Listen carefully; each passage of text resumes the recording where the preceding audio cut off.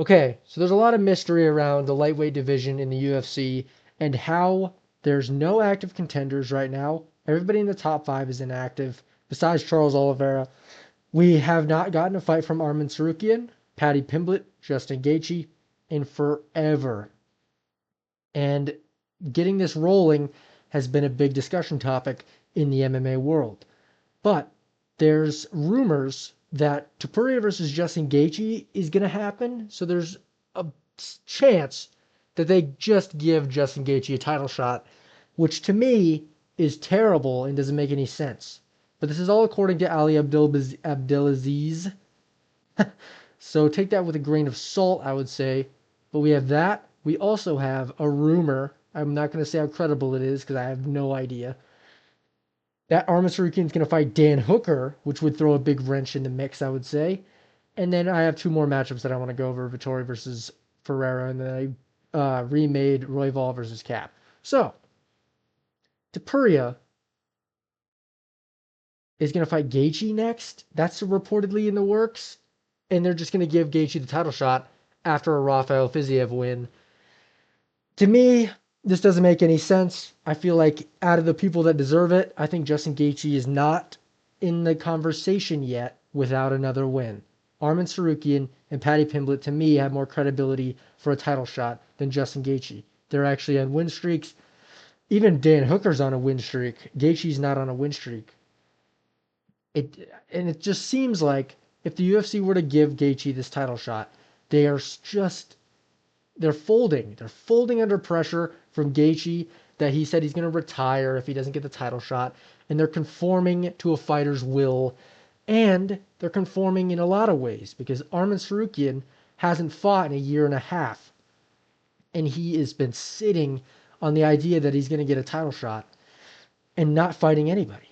And now that there's a rumor that Arman Tsarukyan versus Dan Hooker is going to happen, it just leaves out Paddy Pimblett, which doesn't make any sense.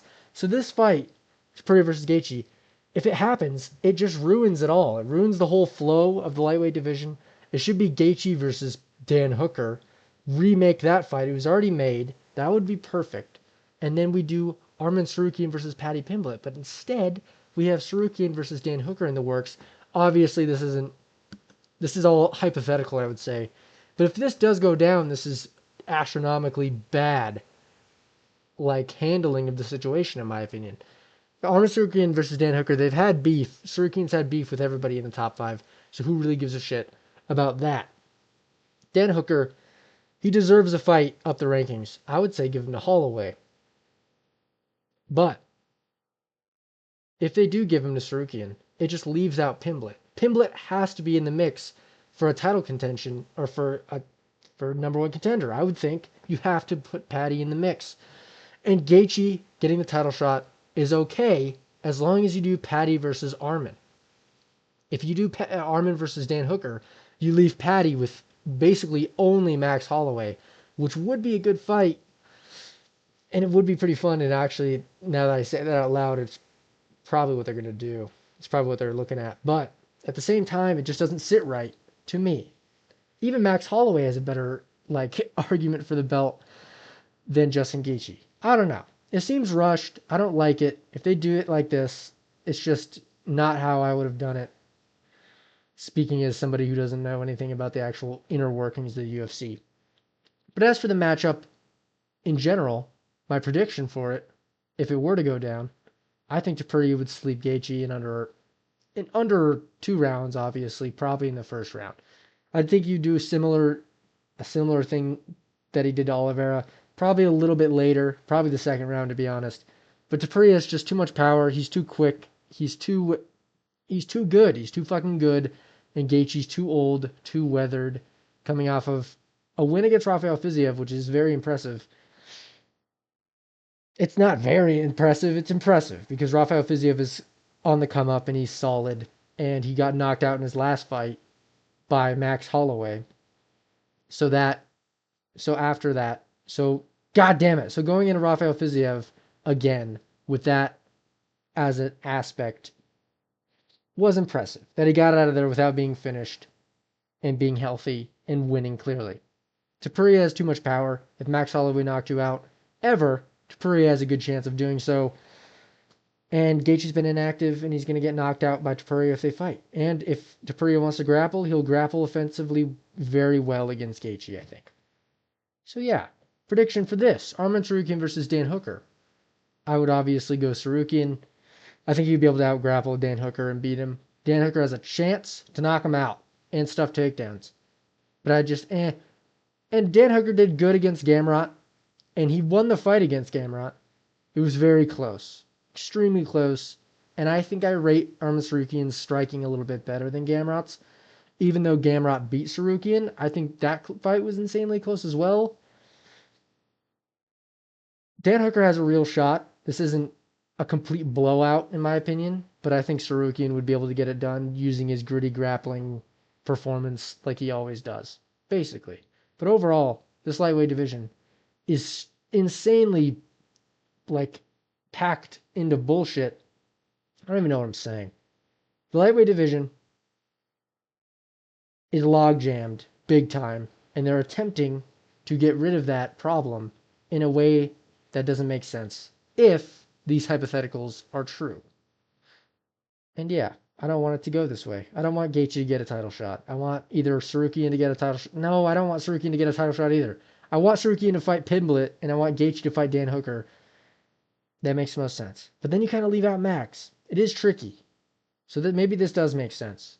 But overall, they should have fought by now. Tsarukyan and Pimblett should have fought by now. Gaethje and Hooker should have fought by now. And since everybody's been so inactive, we might get Topuria fighting for the belt before any contenders have fought to earn the fucking contender fight for the belt. It's insane. But we'll move on. Marvin Vettori versus Bruno Ferreira. I'm going to go with Bruno Ferreira. I think Bruno Ferreira, his whole style is that he's a bruiser. He's going to go in there and fucking throw to the wind. He's super, he utilizes cardio super well. And he's just very output heavy, throws a lot of strikes. Marvin Vettori is not going to get knocked out ever. So he has a chance to maybe make it a dogfight as well. But I think that's Bruno Ferreira's world a lot more than Marvin Vettori's. Marvin Vettori has just been looking worse and worse as time goes on. He doesn't have good striking. He's not dynamic on the feet. He's not going to go for a takedown and get it on Bruno Ferreira. Vettori, I can see him just losing over and over and over forever. And Ferreira, even though he's had losses, he's reliable and he's gritty and he has a great chin and he's going to be able to push forward the whole fight and put fucking hands on Marvin Vettori nonstop, which he always does. And that's how I think it's going to go. Bruno Ferreira, probably by decision. 100% by decision, actually. You can't knock out Marvin Vettori as the best chin of all time. Next, Royval versus Cap. So they rebooked this, which I think is the right call. But it's on a fight night. It's headlining a fight night, which makes sense because Cap is super insanely unreliable. Cap has pulled out of a billion fights and has had people pull out of his fights. Manel Cap can't stay active to save his life. Brandon Royval can, but making this a headliner of a fight night, it's risky because it's going to fall through, but I'm pretty sure it's an Apex main event, so they could just slide someone in there when they need to, and there's a lot of flyweights that are willing and active and able to do so. As for the prediction, I'm going to go with Manel Cap.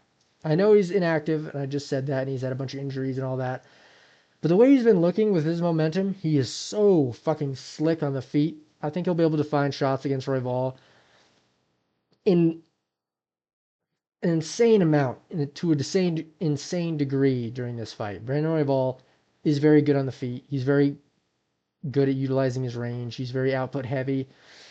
Minnow Cap, it just gets into a flow state where it gets really comfortable in the octagon and is able to utilize his game plan very well and gets into this weird striking, crazy, hypnotic fucking mode that he gets in.